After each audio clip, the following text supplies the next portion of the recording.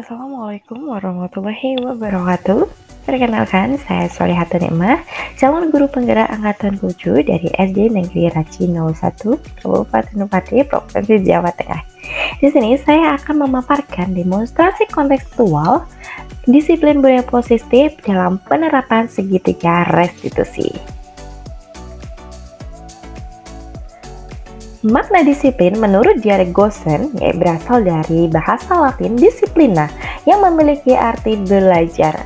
Makna secara luas disiplin ini mempelajari bagaimana cara kita mengontrol diri dan bagaimana menguasai diri untuk memilih tindakan yang mengacu pada nilai-nilai yang kita hargai.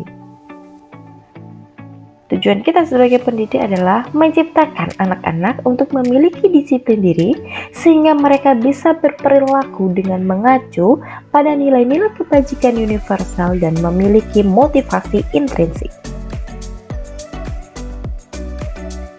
Tindakan indisipliner yang dilakukan oleh siswa bisa disebabkan oleh ketidakterpenuhian salah satu atau beberapa kebutuhan dasarnya.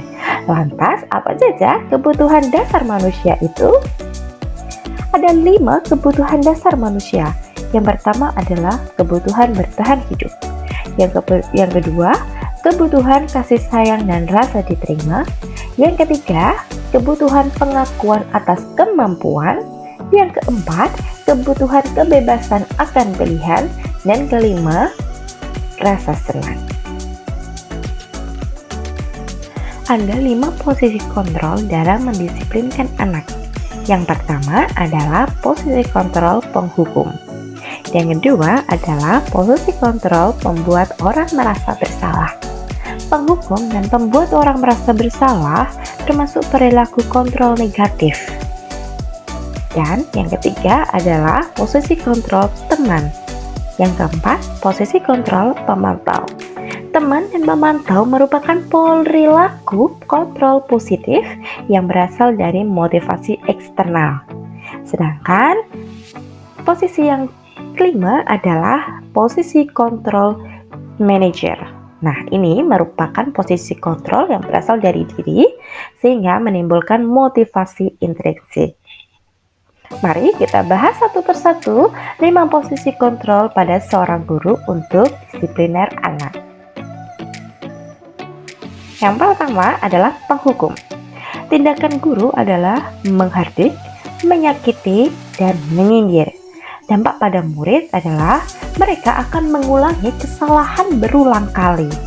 Murid akan memiliki perilaku yang menjadi agresif, pemberontak, dan pendendam. Yang kedua adalah pembuat rasa bersalah. Tindakan seorang guru adalah berceramah dengan menunjukkan rasa kekecewaan yang mendalam kepada murid. Dampak pada murid akan merasa rendah diri dan merasa gagal. Mereka akan menyembunyikan atau berbohong kepada guru. Yang ketiga adalah teman. Tindakan guru akan membuat alasan-alasan untuk muridnya, menjalin kedekatan dengan murid. Nah, dampak pada murid adalah mereka akan ketergantungan dengan guru, tidak bisa mandiri, dan tidak bisa memutuskan. Yang keempat adalah pemantau.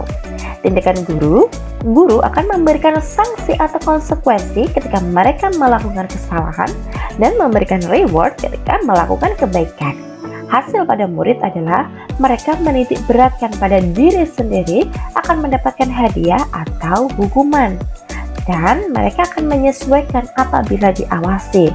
Mereka akan bertindak baik dan disiplin ketika mereka diawasi dan begitu sebaliknya. Yang terakhir adalah posisi kontrol manager. Tindakan guru adalah berbuat sesuatu bersama dengan murid, mempersilahkan murid mempertanggungjawabkan perilakunya, mendukung murid mempertanggungjawabkan perilakunya, dan mendukung untuk menemukan solusi. Dampak pada murid, mereka akan mengevaluasi diri serta dapat menguatkan karakter atau watak murid. Nah, untuk menjadi posisi kontrol manager, maka dapat menggunakan segitiga restitusi dalam menyelesaikan masalah disiplin siswa. Awas saja tahapannya. Ya, ada 3 tahapan segitiga restitusi. Yang pertama adalah menstabilkan identitas, yaitu kita semua akan melakukan hal terbaik yang bisa kita lakukan. Yang kedua adalah validasi tindakan yang salah, memiliki pedoman bahwa semua perilaku memiliki alasan. Dan ketiga, menanyakan keyakinan, yaitu menghubungkan nilai-nilai yang mereka percaya untuk menjadi motivasi internal.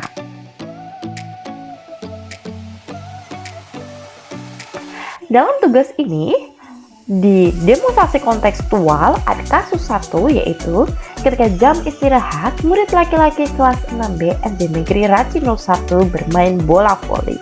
Awalnya permainan mereka sangat mengasyikkan, namun tiba-tiba terjadi pertengkaran antara Reno dan Avian hingga menyebabkan kedua tangan mereka terluka. Pertengkaran disebabkan karena Reno tidak terima tersenggol Avian hingga terjatuh. Atas laporan teman-teman yang lain, guru memanggil Avian dan Reno ke ruang guru. Ketika di kantor, guru meminta Avian dan Reno menceritakan peristiwa yang terjadi. Setelah mereka bercerita, guru menstabilkan identitas mereka bahwa semua orang pernah bertengkar dan terlibat konflik. Kemudian, memvalidasi kesalahan dengan menanyakan alasan mereka bertengkar. Selanjutnya, guru menanyakan keyakinan nilai kebajikan yang diyakini dari mereka dan memfasilitasi mereka untuk mencari solusi dari permasalahan mereka.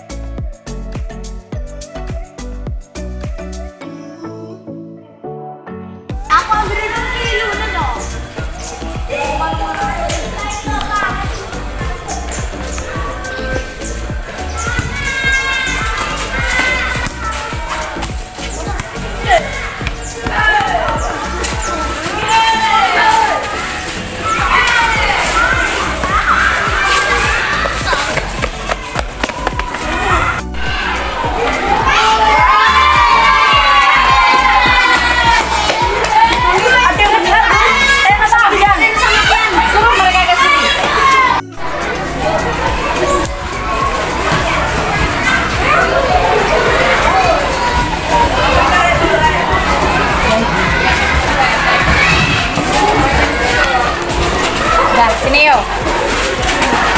Dan yang lainnya di luar. Ayo. Kenapa? Ada apa? Jadi saya dijoroke lagi. Dijoroke? Terus ya? Mau tak ini buka tangkap bulan kemarin, tangkap Reno. Gak apa-apa ya. Bu guru di sini itu tidak menyalahkan kalian berdua itu. Pernah nggak saya bilang? Nah, ya kan? Semua orang pasti pernah yang namanya konflik dengan rekan-rekan yang lain. Masuk bu guru, karena mengalami kesalahan-kesalahan kayak kalian.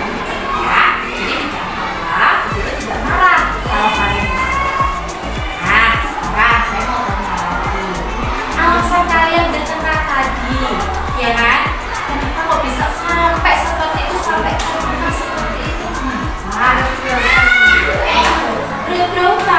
Berat-beratan, gara-gara tadi. Oke.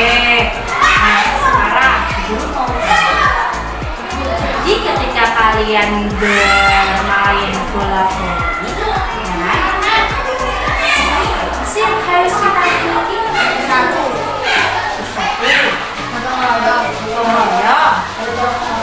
Kalau menolong, oke. Kira-kira ada lagi tidak? Ada. Apa yang positif? Ya kan? Nah, sekarang kalau kalian tadi ketika bermain bola voli, ya, kemudian kalian bertengkar, berarti apa yang tidak kalian jelaskan? Gotong royong. Kalau bisa gotong royong kenapa? Oh, Reno sama Ardian itu satu tim. Tapi malah bertengkar. Oke. Terus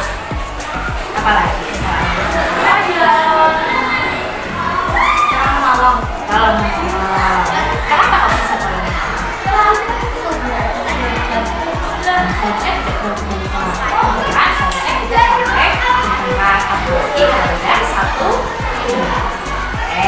Nah sekarang tangannya Reno berbeda, tangannya Rian juga berbeda. Makanya kalian Saya akan memberi kata Reno. Terus Reno apa yang dilakukan? Sama. Setelah kalian nanti mengobati apa lagi nih? Bermaaf. Maaf. Kalian meyakini tidak bahwa dengan pemaafan, saling menghargai itu perbuatan yang baik?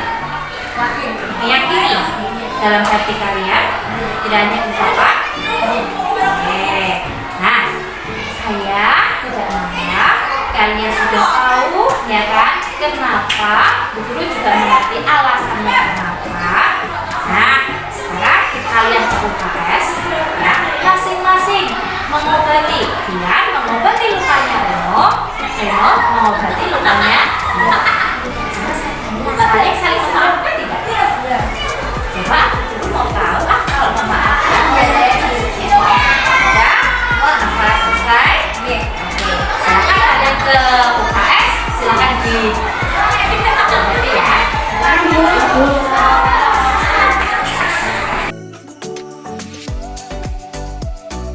Sedangkan skenario kasus 2, ketika jam istirahat tiba, anak-anak kelas 6B berbincang dan bermain bersama, tidak terkecuali Carmen, Nessa, dan Sylvia.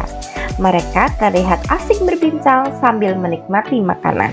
Tiba-tiba Dinda menghampiri mereka, berniat bergabung dalam pembicaraan mereka. Namun, justru mereka pergi meninggalkan Dinda dengan muka yang masam. Seketika Dinda menangis menerima perbuatan mereka.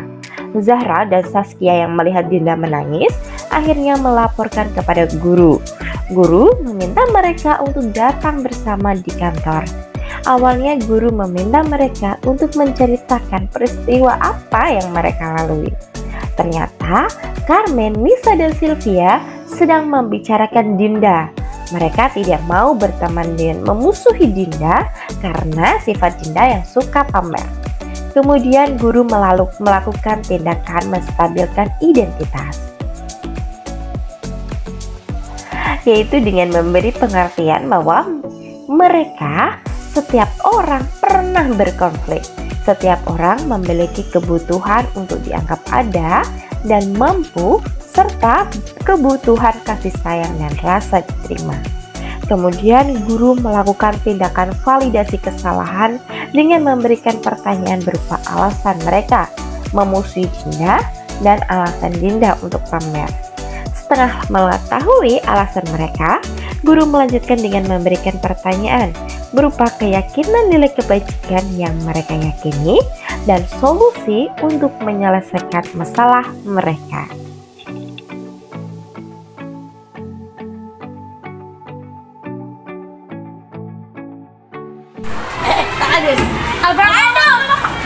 Jodoh, melete, kameran, asik lah. Ini tuh 12 sepatu. Jadi ini satu kaki, satu kapal lah.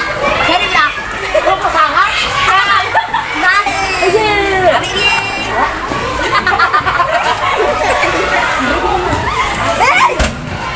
apa sih so asik lo? Beda. Iya.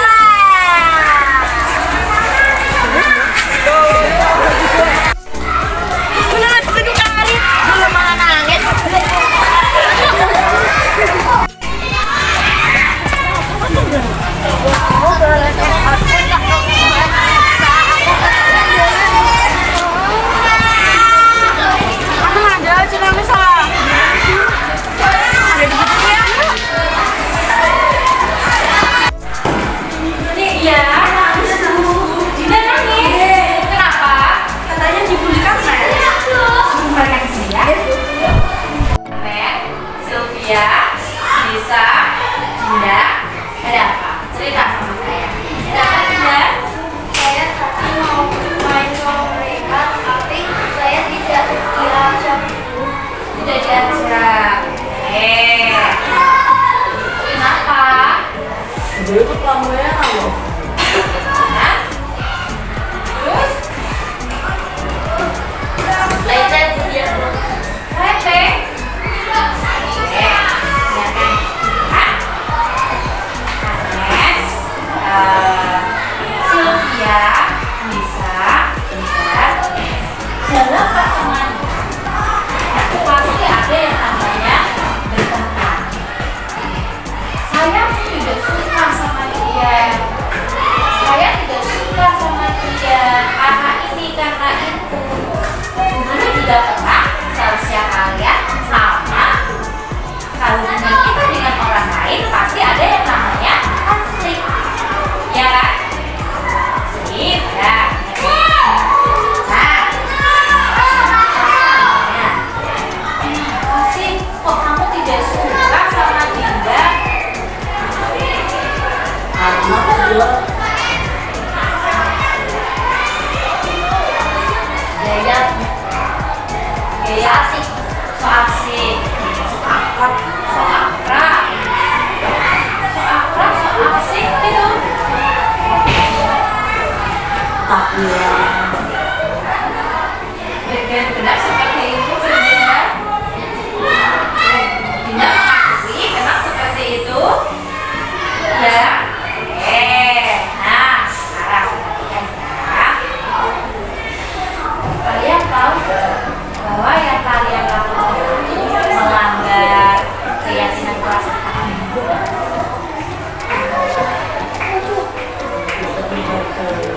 Tidak memakai, tidak memakai. Terus tidak menyayangi. tidak menyayangi. Padahal seharusnya apa yang harus kita yakini? Menyayangi. Teman, apalagi menghormati, apalagi membangunnya, menghargai, itu kan? Kasih sama teman harus apa? Rukun. Kan seperti itu. Kamu meyakini nggak dalam diri kamu bahwa kita itu harus selalu rukun dengan orang lain? Ya kan? Tidak. Tadi Dinda sudah mengakui apa yang dikatakan oleh teman-teman Dinda? Ya? Oke. Nah, sekarang Carmen, Sylvia, dan Nisa tadi sudah melanggar keyakinan kelas. Sekarang saya apa yang akan kamu lakukan? Hanya minta maaf saja, Tidak menyusui. tidak memusuhinya lagi. Kenapa kok kita tidak perlu memusuhinya lagi? Apa yang kita yakini? Jadi ya karena dengan sesama teman kita harus menghargai. Seperti itu kan? Oke. Dinda. Nah sekarang, jika teman-teman kamu akhirnya mau minta maaf, Dinda bagaimana? Maafkan tidak? Memaafkan. Dinda, tadi teman-temannya juga loh mengatakan bahwa Dinda itu ketakilan, suka pamer. Sekarang Dinda ini mau tanya, kalau seperti itu bagaimana? Jalan dulu. Kenapa? Karena yang dilakukan oleh Dinda menurut Dinda itu baik apa tidak? Tidak. Terus rencana kamu apa supaya teman-teman tidak memberitakan atau tidak suka karena kamu pamer? Apa yang akan kamu lakukan? Pamer lagi. Nah, kita saling mulai, kita tidak boleh. Ini saya punya ini, saya punya itu. Setiap orang pasti punya kelemahan dan kelebihan. Nah, sekarang guru mau lihat kalian minta maafnya beneran apa tidak? Kalian memaafkan? Silakan, sudah. Guru mau lihat nih. Ayo, minta maafnya seperti apa? Udah, saya minta maaf ya. Saya tidak akan mengulangi lagi. Saya juga nggak akan mengulangi. Maaf Yunda. Sama anak. Iya. Enggak kan dia sih paling kasar gue. Baik, kalian sudah mengenal, sudah saling mengenalkan, ya. Mulai sekarang, ya teman-teman harus kompak. Waktunya masih dulu kalau istirahat. Silakan istirahat.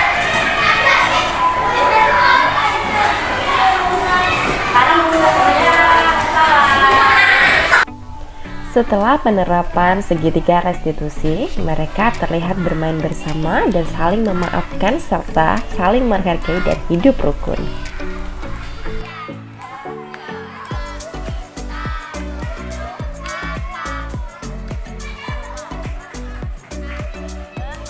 Ketika Bu Guru melakukan tadi, saat saya bertengkar, saya merasa senang karena tidak diberikan hukuman. Saya menjadi semakin menghargai teman saya.